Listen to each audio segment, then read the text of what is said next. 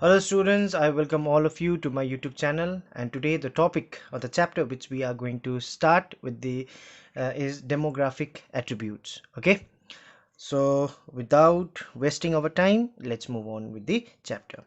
Demographic attributes. So students, here if you see, two different terms has been used: demography and attributes. So demography means population and attributes mean its characteristics. So in a very simple term, if we say, then the characteristics of the population composition is termed as, or can be termed as, demographic attributes. Okay, whenever we say the term population, the first thing which comes to our mind is the number of people.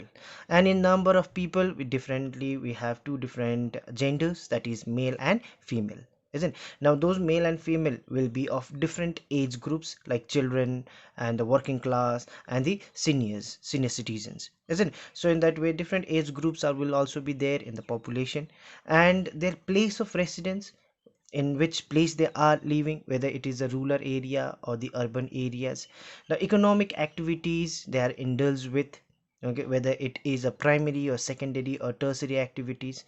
And some of the age groups will be uneconomical also, okay, cannot perform any economic activities, okay, like the dependent population. Okay, so these are the different composition or the characteristics of the population, and in this chapter we are going to discuss about those characteristics. Okay, so let us first begin with the rural and urban. So like all the population of the world, okay, of other countries, our population is also been categorized into two according to the place of their residence, that is your rural population and urban population. Rural population and urban population. Okay, now the people who are living in the village is termed as rural population, and the people who lives in the towns and cities will be considered as urban population. Very simple, isn't it?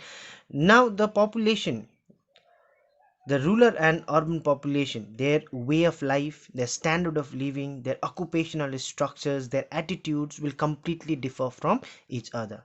In rural areas, if we see, the people live in a very close and deep social relations. We don't find such things in the urban living, isn't it? So the occupation structure also, if we see, the people who are living in the rural areas will be involved in the primary activities, like agriculture, fishing, isn't it?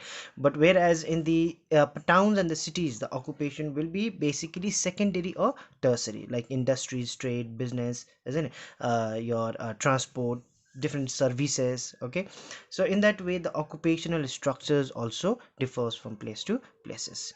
Now the thing is that India, our country, is primarily, consists of number of rural people. It is also known as the country of villages, because the number of rural population like is more compared to the urban population. So according to the census of 2011, 68.84% of the population was living in the rural area. That accounts for 833.1 million people, and 31.16% of people were living in the urban areas, which nearly accounts for 377.1 million people.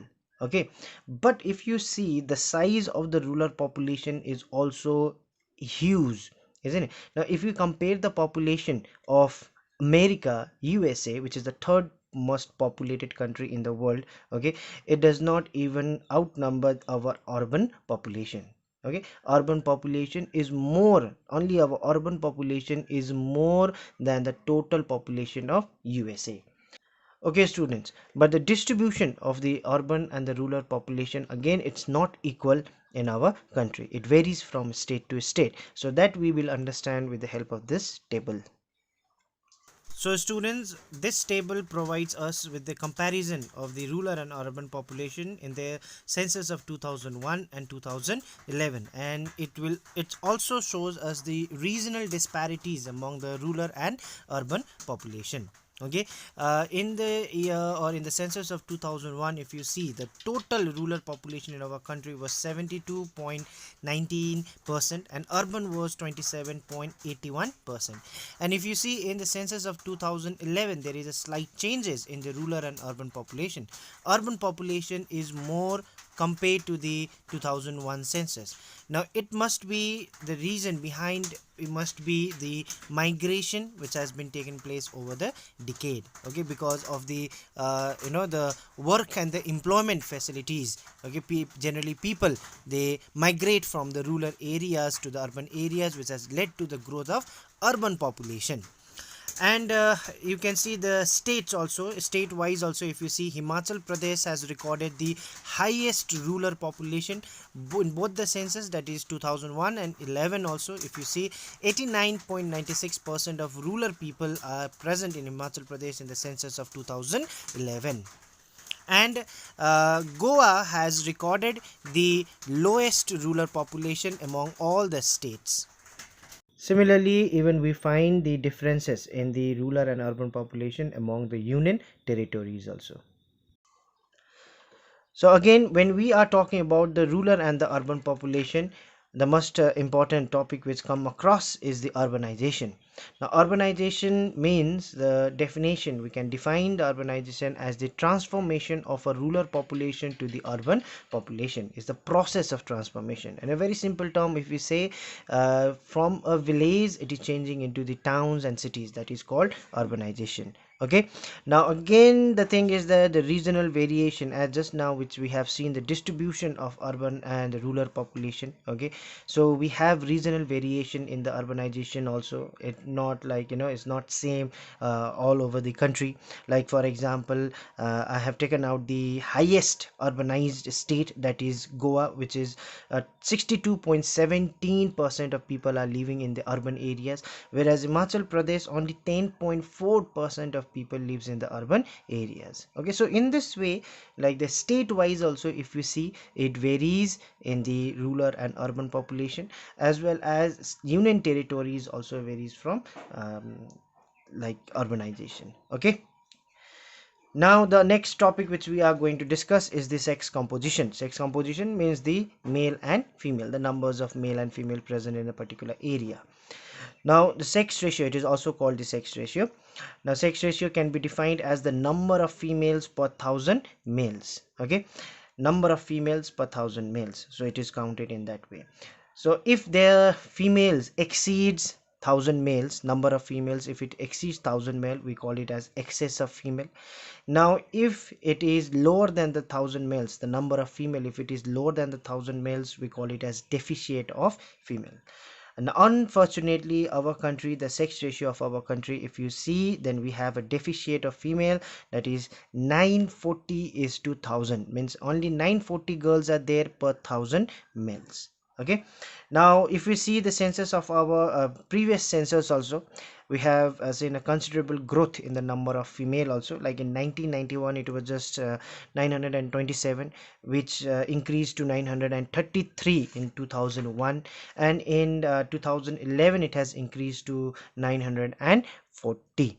Okay, it has rose to 940. So over the decades, the number of female has been increasing. Okay, so that's a very good sign. We can say that our country is progressing, isn't it? So that was the sex ratio, introduction to the sex ratio. Now the thing is that why the sex ratio is so less in our country, the main reasons. Okay, the main reasons why it is so. So the reason behind that is male child is preferred. Okay, like according to the tradition of our country, okay, the male child receives much more preferential treatment than the female child. Okay, female childs are generally neglected, isn't it? And another thing is increase in the dowry deaths. Now this is a very heinous crime. Okay, it has been considered illegal and it has been banned also, but still every day we have to hear the news of dowry deaths, which is also increasing the number of increasing decreasing the number of female. Now woman dies at the time of giving birth.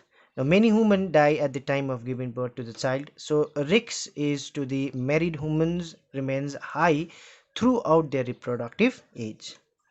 Now if the first child is male, they don't go for the second child.